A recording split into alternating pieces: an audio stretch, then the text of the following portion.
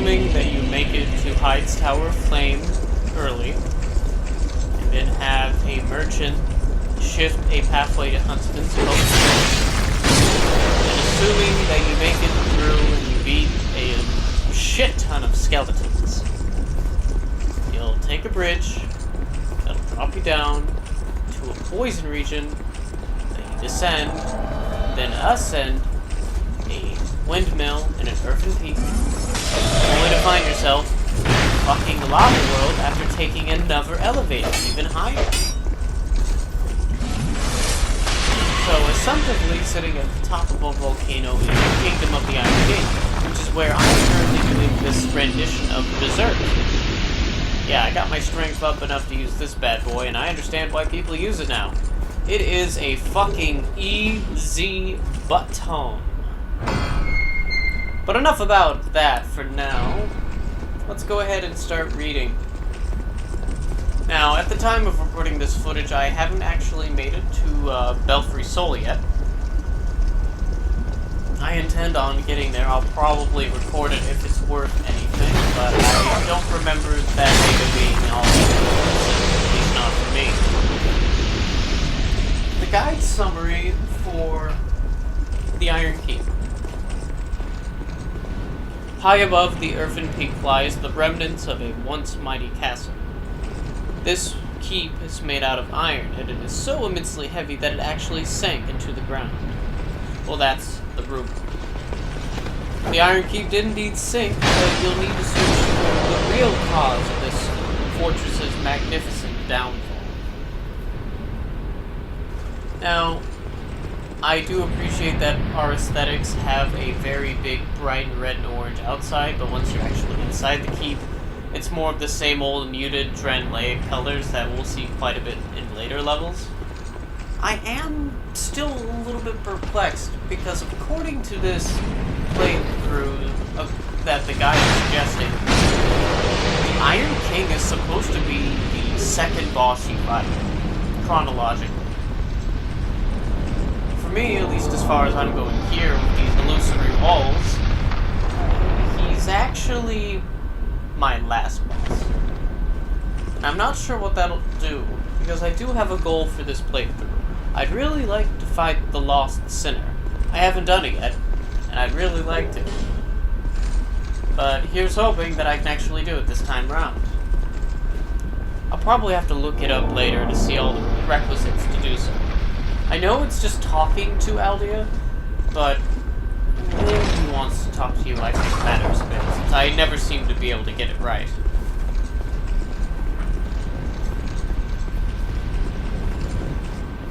Let's see.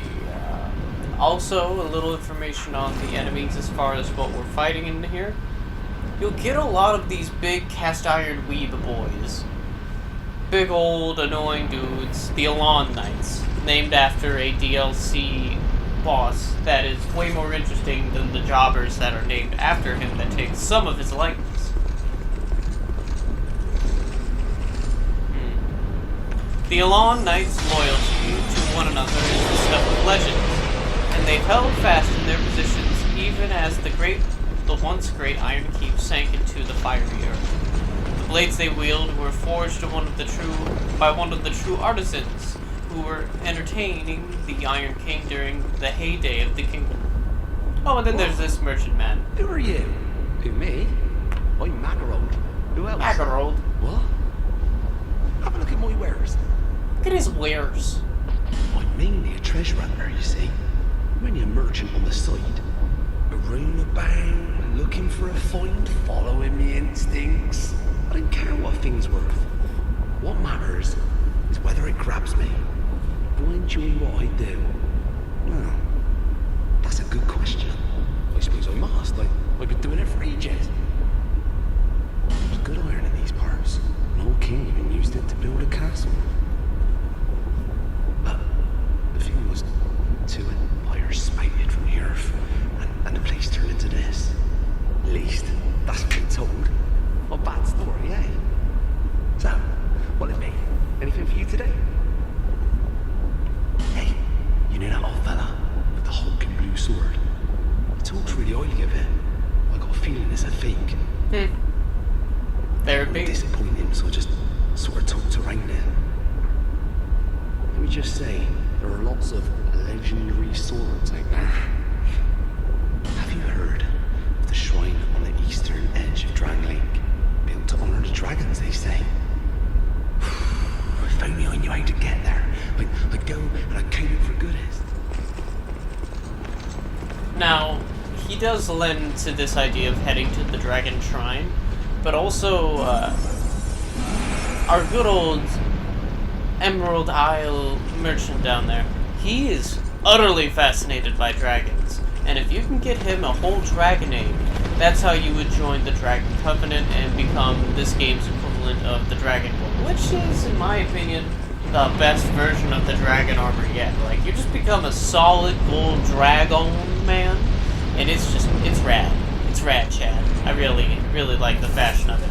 But also, fuck this level. You know, it's been a while in the game for me as far as playthroughs. I had about a week's gap in between this to start doing more MK things, and then I started doing things with Outer Worlds again. I kind of bounced back between this and Outer Worlds since I finished Terminator, and I'm very happy to be done with Terminator.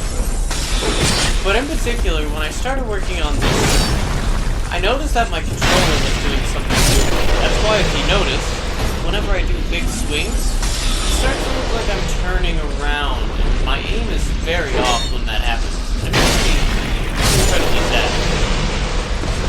But also, this is what Guts does. He just... Yeah, you see, that's really annoying.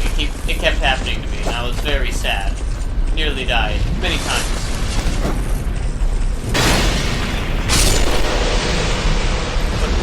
The FX, in particular, on this level is a little bit higher than I was expecting. I never play with headphones on, so since I'm recording this now, I'm hearing all the excess sound effects. And the roiling broil of all this yellow mac and cheese that's below me. It's so loud. Don't watch this with headphones on. Just put it in the background while you're doing dishes or something. Really, it's kind of off-putting how rumbly it is. Also, don't touch those doors until you've thrown the switches or you'll burn yourself alive. Now, you'll notice that there are different helmeted versions of the Elon Knights. The ones with the bigger shoulder pads and the pointed, sort of phallic-shaped heads, those are the Knight Captains. Their description reads, leaders of the Elon Knights don fantastic armor that retains its brilliant shine to this very day. Despite having an army of the finest warriors equipped with the best weapons and armor that happened to be found across the land, the Iron King's reign did not last. The true king requires more than simply the strength of arms. So, as you can see, this guy, when he was playing Civilization, he spec'd into military times a bunch. Don't play those games, so who knows what I'm talking about there. Thought I'd make an easy joke, but probably not that funny. But these guys, if you ever get in an upfront confrontation with them, make sure it's brief. They have very odd choices of combat. They play Sekiro very early, and they're a fan of quick draw charges. Big old dex boys that are secretly more dexy than they ever need to be. But on an upside, the Elon Knights have this really advanced running animation that I found really quaint as fuck when I was playing. At least, during this round. Everything after this made me go, maybe I'm okay. Okay, did I see the guys on the roof yet? Yep, there they are. I think I can see them. At least past me saw them. Now, you'll notice that I'm also wearing an invisible helmet. Now, this is the helm of Illyrius. He supposedly was the warrior king of Yugo, the land that Vernal is from, and that the desert sorceresses are from. The way you get that is if you spend at least 15,000 gold on the armor smith, the vendor for armor in Majula. You do that, spend a shit ton of money on him, which for me was pretty easy. I bought the Elite Knight set, and then I bought the Alva set because I like those fashions, as you can see. And once you do that, spend all your gold, all your souls, there's no currency except for souls. Spend all of your currency.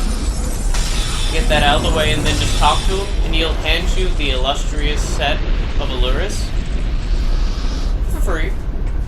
And it's not the same kind, it's the exact model type that you find of the armor set that you get in the pit.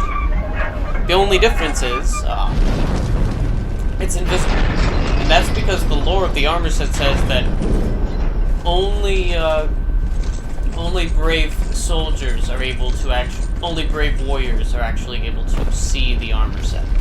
So, assuming that everyone else around you is a big coward, they can't see the helmet that I'm wearing, or the gauntlets. And that's why they're translucent. Now, the thing that makes that gear really useful, especially for my purposes in this playthrough right at this moment of recording, is it also increases your carry capacity load for some reason. So, the more ghost armor you wear, the more you can carry a bunch of other shit. So, that's why I wear it. At least for this couple of minutes in the initial run. I think I die a grand total of twice in the period of this recording. And after the first time, I decide that I want to become stronger, and I do a Shonen Jump montage of sorts, where I cleared this entire section. I farmed it to all kinds of shit.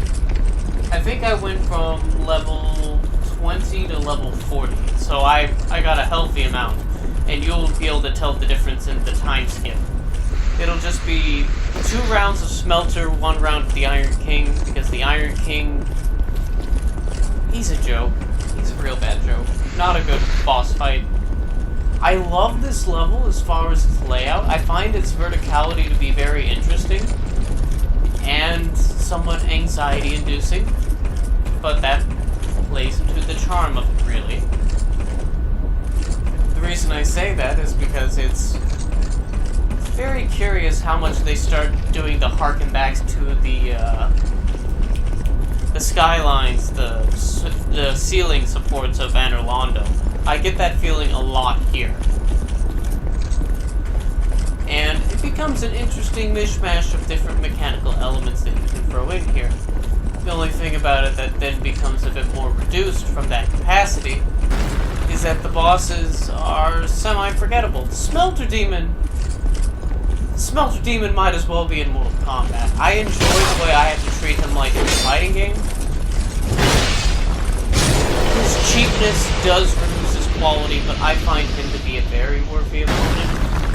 The way he can decide to cancel his moves, and also the way he buffs himself while also creating a small AoE effect, that's smart. That's a somewhat challenging boss to present to your player.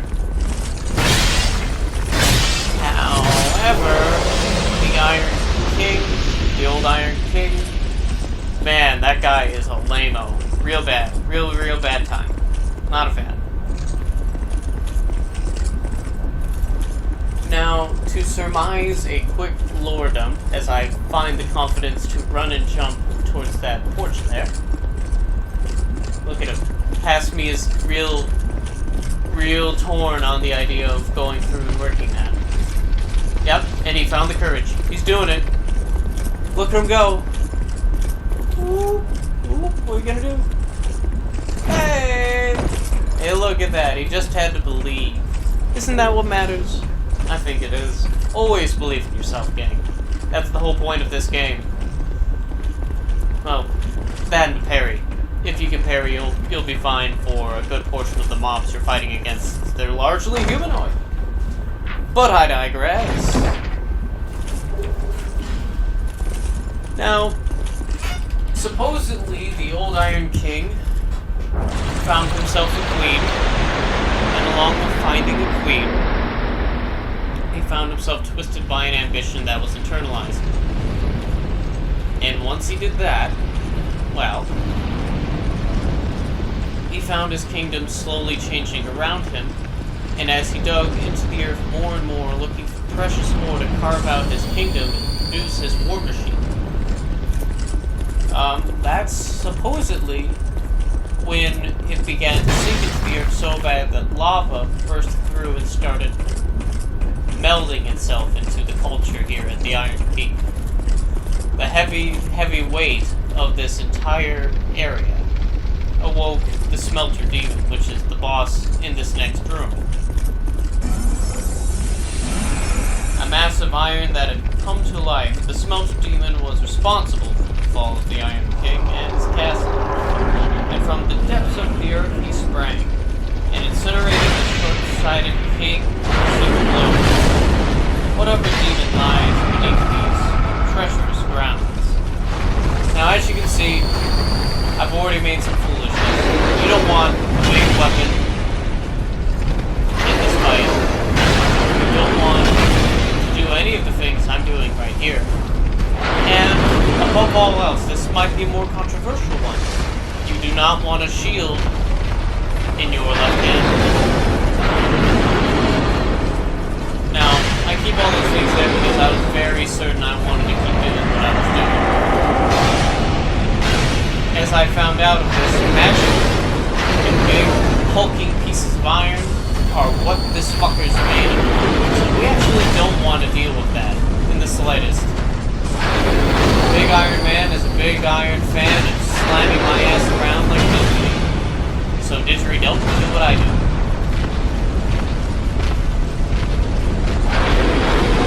And he can be fairly formidable in that sense. But as you can see, I'm just making countless mistakes here. And that cost me my first run. Now, as you can see, he has 3 clear, succinct phases. And a projectile now. The first phase is vanilla. The second phase is flaming AoE that does strictly unblockable unblockable damage when you're in close proximity. And the third phase is him stabbing himself and then lighting himself in flame. And just misrolling gets me caught in that ridiculous hitbox. On my way back, I was accosted by Fencer Sharon, and I immediately hated this creature. Not because of the weird, ominous white woman name of having a fencer named Sharon coming in here to eat my ass like it's groceries. But actually it was the fact that she was using DLC weapons. I didn't notice it right away, but if you look, you can tell what's a DLC weapon in Dark Souls 2 because it'll take on its own qualities and not match the invader. Not entirely. What she's using, in one hand she has a short curved sword, and in her left hand she's using a crystal blade. So she can wombo combo me with her R1, but her L2 actually has a sword that turns into a whip. It's essentially a bloodborne weapon in Dark Souls 2. I was pissed. I lost all my souls from Smelty just fighting this creature. So I had to eventually just adopt the policy of, how do I solve these problems with invaders again? How do I do that? The answer is you set your controller down, you hit R1 a couple times, you back up, take a breath, drink some orange juice, see, take some whips. It's not kinky, it's not fun. And then you wait for your opportunity for them to make a mistake.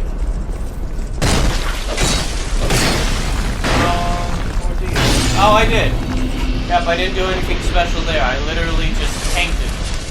I forgot that this sword also doubles as an okay shield, because I block those hits relatively easily.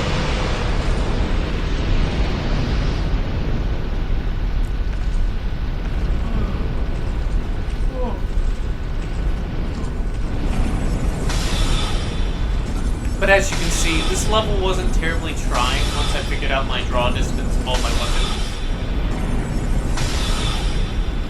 Once you realize that a sorcerer can easily plagiarize and take down this entire area by just understanding where enemy placements are, and again, it changes the way Dark Souls 2 can feel because you can aggro specific enemies, make them fall into lava as fast as they can, assuming that you've leveled up other things.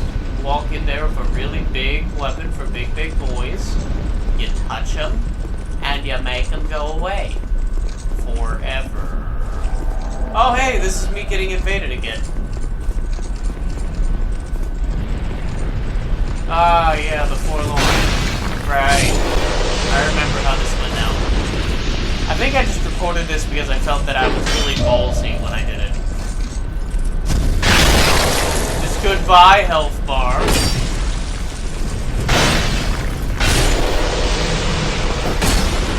I thought I'm gonna get double teamed. Oh no.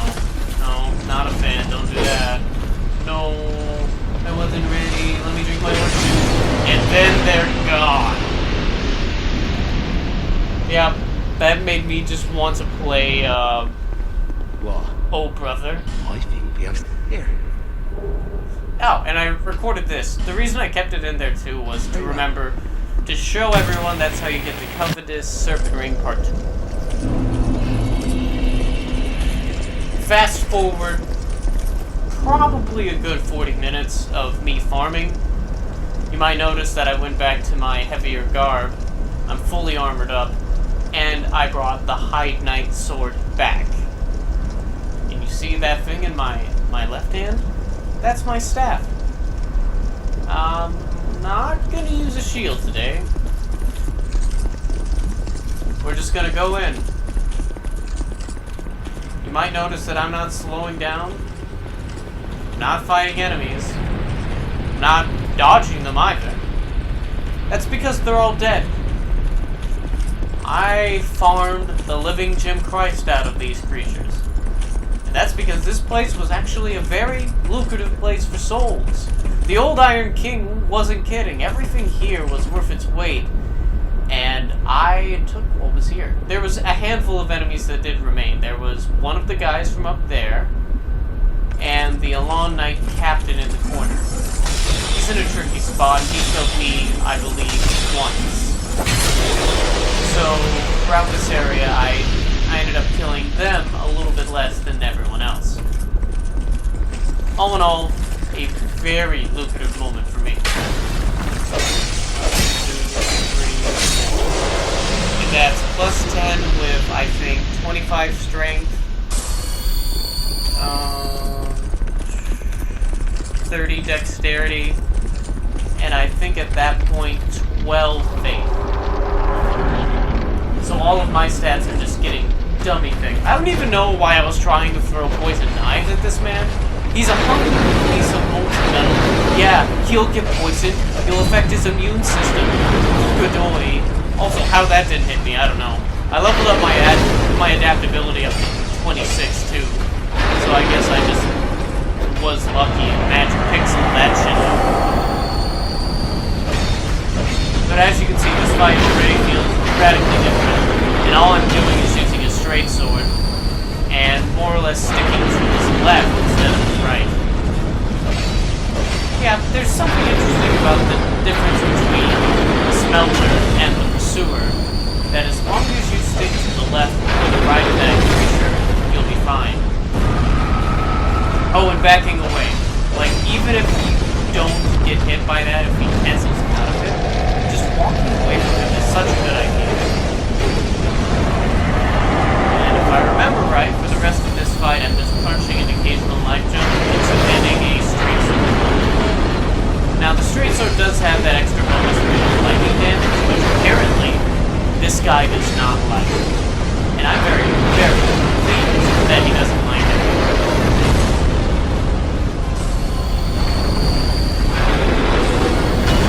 Oh. I think he does. No, he does his big old whammo slammo. Always roll into the sword going left. Once you do that, he won't be a problem. And then you start fading him into a pattern. If he doesn't realize that you realize pattern, he's going to die.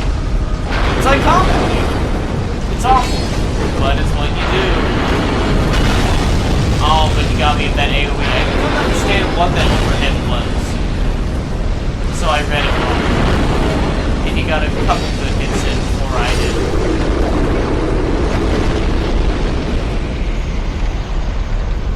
And like that, Smelty is a melty. What a punk. So again, it just takes time. You want to maybe take a moment whenever you fight him just to learn his pattern. And then remember what it does and be prepared for the opposite for when you fight the Blue Smelter in the DLC, because Blue Smelter Demon, a reverse-engineered Smelter Demon that be, its pattern is completely in reverse, and the rhythm itself will fuck you up. It's sort of like the comparative equivalences to, let's see, things that play similarly but do things differently.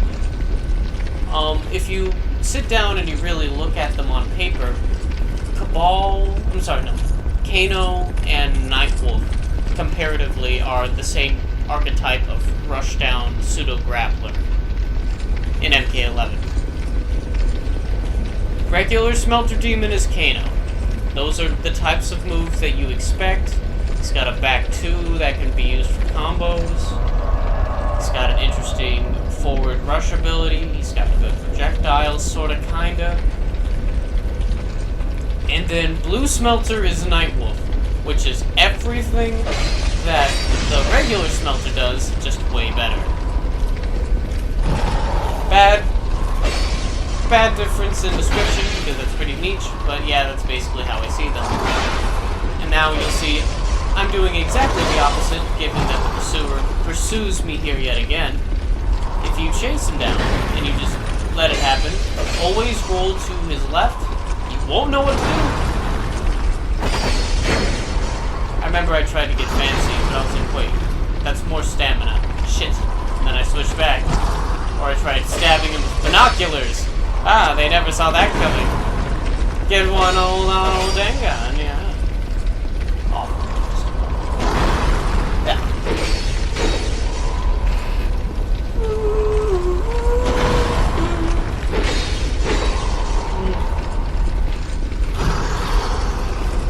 Really trying to get that cursed buff, are we? I do appreciate that this pursuer in particular doesn't come out with the buff already. This way he can't just one-shot you if you're not at the right distance to take care of that. Whenever he's about to just nut out all of his dark, corrupt energies, if you're fighting that version of the pursuer, always get behind him. Get behind him, and the whole time he's shooting out those homing things that can't hit you if you're directly behind him, just wail into him. Just really sink into him very deeply, and don't let go. Oh, yep, and there's the description of the Ring of Blades. Oh, and that's when you read that the sister nations of Elkin and Ven, more or less, were created by the same person, but like two very opposite suns, or like Double Dragon, or Mortal Kombat Armageddon. The suns, while supposedly meant to grow together, do the opposite of that, and that is how that lore was poorly described by moi. Oh hey, time skip just happened. The world! And no, you're not mistaken, for some reason. Maybe it was just because I finally bulked up to have the stats for it. I swapped to using the Black Knight Greatsword, because that weapon is smexy. And it lets me do ballsy shit like this. And I use it for a good portion of this early onset area. I think I'll use it more in the future because it's pretty. I like its moveset. It's got good horizontals. The only thing is Greatsword, Guts' big old Dragon Slayer, that has more of a vertical game, and I like the vertical game it has compared to the Black Knight sword, which is good horizontal, one-handed, and two-handed. The reason I switch between the two is very utility-based in reasons, not just because my sex appeal when I'm two-handing an ultra great sword goes up like 200%. At least I think so. I mean, I fuck that. It's amazing. It's beautiful.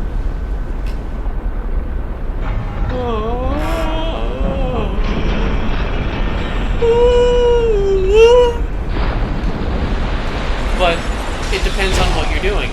If you're doing crowd control and there's a lot of enemies nearby and you can't one-on-one them and trade like I'm doing with this archer, then you want to one-hand that ultra greatsword and you'll clear the room with relative ease, especially if you keep that ring of staggering on that I am.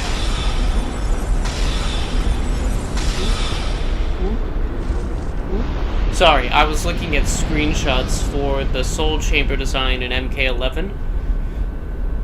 Their Instagram was just posting all of the images of it, and it's so cluttery and beautiful. I'm excited. The stage literally looks like a cover for Spawn. And since Spawn doesn't have his own stage, that would be like the home stage I would want for him. And it makes me feel good.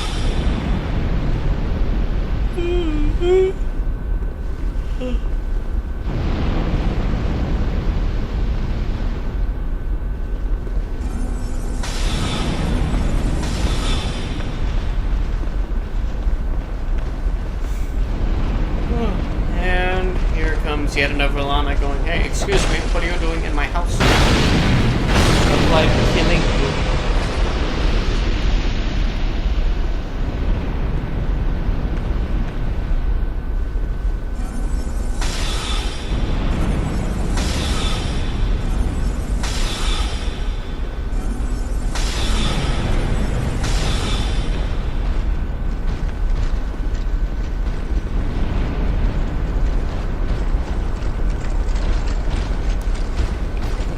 So, as you can see, that's another thing to be reminded of.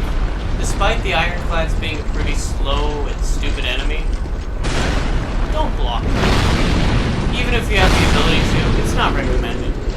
Be ballsy and just pick your moment. I mean, I just double R2'd that man just then.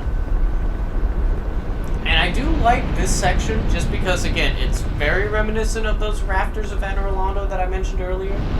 Because you've got this narrow walkway, and because of the movement being a little bit imprecise, suddenly you have to be very careful. And then there's asshole archers just peppered in there, just using that space. You want to angle yourself just right and learn how to stagger them. Which again, if you're even the bare bonesiest of casters, it will work out for you. Now, I happen to like sorcery as a utility-based thing. I do still have to go back to the shaded wood because I need the sorcery repair, because that will also be helpful for long play if I can just start repairing my gear by myself.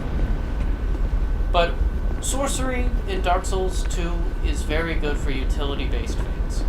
You want a projectile that you can free aim and the projectile will go straight wherever you aim? Be a sorcerer. You want ridiculous DPS at the cost of high stat investment? Faith, and Pyromancy, and Hex. Congrats. But if you're literally just wanting something that gives you a Shoryuken, and you don't care if the Shoryuken is high damaging, you just want to be able to pump out those Shoryukens, just really pump that gas in, get wherever you need to go, well, guess what? Sorcerers, even the weakest ones, can cast at least 30 casts. And with Amber Herbs, I'm pretty sure that's worth the stat investment, because that'll solve a lot of problems with a pair of binoculars. Just putting that out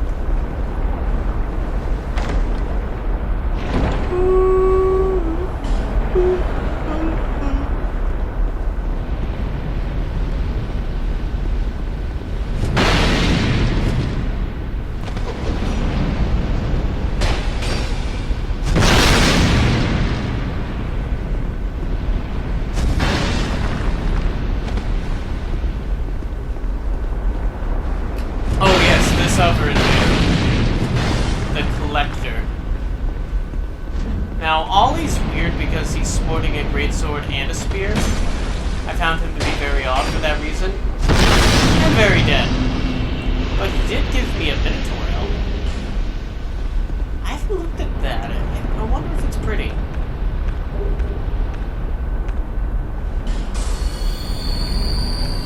So let's see. The Forlorn, Shannon, other thing, Oliver. So, I actually didn't spend a lot of time in this level aside from the first farm. But I was invaded at least 4 times, which is 4 times as many more invasions than anywhere else I was in prior. Earthen Peak and everything poisonous therein. I think I wasn't invaded in there. Shaded Woods? No. Not all that many invasions. Granted, the Forlorn, it's sort of a timed out thing, so maybe it was just time not being on my side for me to go and have a fight the Forlorn, but it was just an odd occurrence, to say the least. And I hate it when that happens. Occasionally, sorcery, when it's free aim, will glitch the hitbox. Never been a fan of that. I'm also debating on whether or not I want to start recording Judgment, and I'll just start uploading that to the channel as a no commentary run.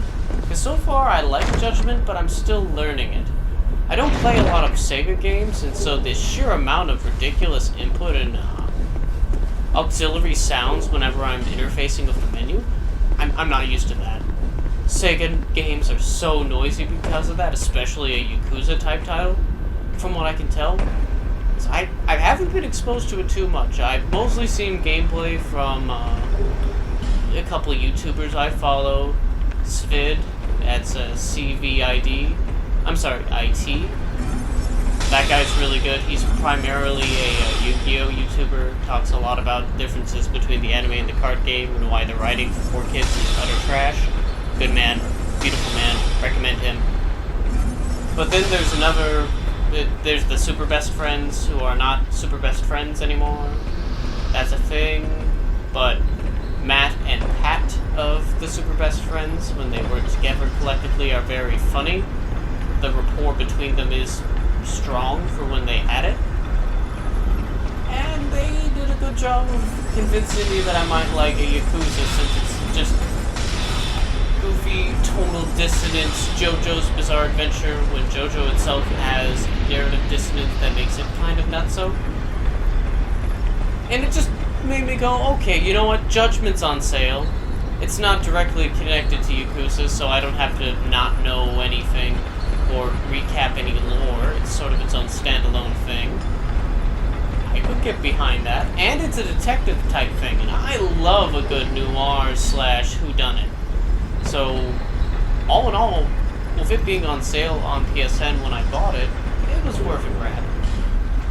So, who knows? Maybe if I like the game enough to play it again, I'll see if there's a New Game Plus option, or just play it outright again from the beginning. But I might tack that along. Now, this made me nervous because I was like in closed space. This big sword mostly does horizontals. Okay, I forget, where's this fog door go? And this is me backtracking to an area that I now realize is just the same area earlier from a different direction. If I was less earnest about fully exploiting and exploring the area, I probably wouldn't need to tack in this footage. But it's important to note that that's where the path will lead up to. You could just get past the Minotaur traps, and you'd be in the same place. I chose not to do that just to collect more items and kill more dudes, so that's what happened there. Just keeping you in the loop about that. Oh, it's very odd. More or less at the closing out of this, I'm ending the early game of Dark Souls 2 in a lava level. It's very video gamey to feel that way, because it's, I don't know, this whole thing reeks of video game contrivance. Of all the other levels in Dark Souls, they have some level of livability that tells me that people do live in these sections. this whole level does not feel like human beings once inhabited this space. Like, this entire little chopping block that divides the area, normally if you can bait the turtle enemy to spend more time around there, and if you're careful, it will come down and it will guillotine him. I did not do that because for some reason I didn't think about it, I forgot how to. But I don't see any kingdom, especially any big castle for big kings. Even ones that happen to be workaholics, or really into cast iron king. I don't see them having anything like this. We haven't passed by any bedrooms of any sort. Even if we did, yeah, sure, maybe it's underneath the lava, perhaps. But this is a spiked wall flame section. You know, I don't see anyone settling down and having guests in a room like this, do you? And if you do, are you a member of the Addams family? Because the big ol' fuck that. See, look, I nearly died just by trying to obey that man. Because I knew he was slow enough to die. And that's the fun mechanic of this area. Oh yay, I got his pants.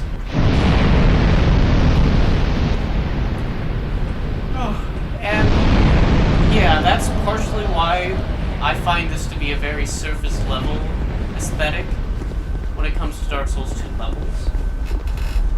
There's nothing about them that says that it's really as well developed as Lothric or Lordran. You don't get the idea that that there was a sustainable society here. Now, you can chalk it up that that's what I'm seeing and not what I've heard, because you do hear vague words like kingdom in an area like this, and most of it is now submerged in lava, so perhaps all the things that I would be looking for are underneath the lava. But proportion in storytelling, especially when it's non-linear structured storytelling like Dark Souls, where everything is fragmented in items, or in objects that you would have to look up and read if you're earnest in understanding them. That's one thing. But Dark Souls 1 and Dark Souls 3 and even Bloodborne do it better than that. Dark Souls 2 doesn't do that because it's surface level. It's expecting you to go, well, this is the video game. This is what you came for, right? You wanted Balrog to come out of some hot bath and make the frame rate really billow for a good minute. Yeah, and he's not called Balrog. This fellow, this big old naked man, I mean, he basically is a Balrog. He's a heavy metal album just coming for me right now. This is the old Iron King. Yeah, he looks king-like and old and iron, doesn't he? That weird tendril, big guitar horns. The fact that he's just that tall, implying that everything around him is below the surface enough that proportionally he must be standing on things. Again, not a lot of thought put into the world building. We're just here to chop up the bad man, which, by the way, is super easy. And it's also easy to die here, but it's okay. Robin Hood's backing me up. So, his bio, while he's still alive for me to read it, a powerful but short-sighted king who exalted the virtue of might, the old Iron King has been transformed into a demon. As his flesh burned away, his soul was possessed by wicked fates that were below. He possessed the soul of an ancient king from long ago, a king who had a similar fate when he reached into the flames. Which is weird because it's essentially thematically supposed to be that the old Iron King is filling in for the role of Gwen. But he's Gwen if Gwen was the ancient witch of Iceland. Which is weird, because they do that thing. I now have considered it. That the bosses of Dark Souls 2 are hobbled and mixed variants of at least the main four. are occasionally theme-switched versions of all the bosses from Dark Souls 1. This is supposed to be a version of Gwen who valued might over everything else to consolidate his rule, but he was trying to forge a weapon greater than Metal Gear, I mean, the First Flame, and that turned him into Flamey Boy. Much like, you know, the Witch. Oh, hey, ow! Hello?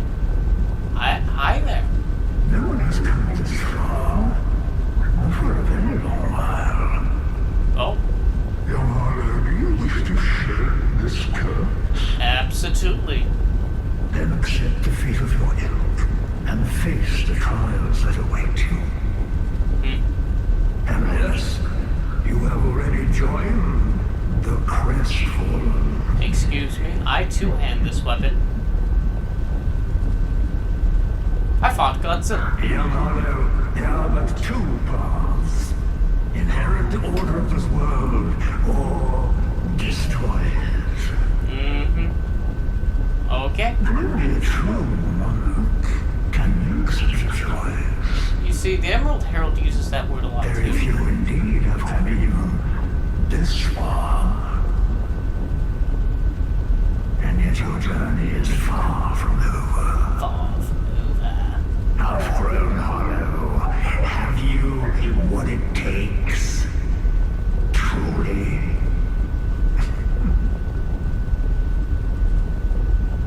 Young Hollow, seek after Fenric.